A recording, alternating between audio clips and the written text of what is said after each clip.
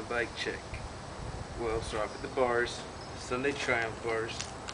I don't know the specs, but pretty nice bars. Been holding up. Duo grips. Animal bar ends. Demolition Stealth stem. Stock headset. It's just fit. I don't know what it is. Stock fit forks. Duo stunner tire with a tan sidewall. Sun hub. Sun rim. My frame is the Fit Mike Aiken 010 signature one. I like it. It's pretty dang.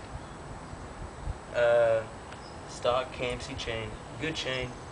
Just stretches a lot when you first get it. Stock sprocket. Stock crank.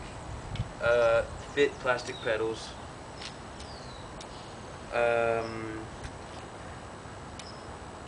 Alienation back rim and back hub.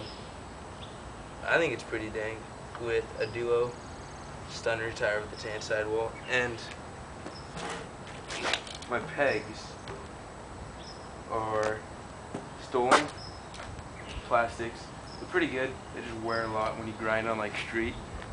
For rails, they're pretty good. Fit seat, stolen Thermalite seat post, 75 millimeters. Pretty good. I slammed it pretty far in, but here's what my bike sounds like.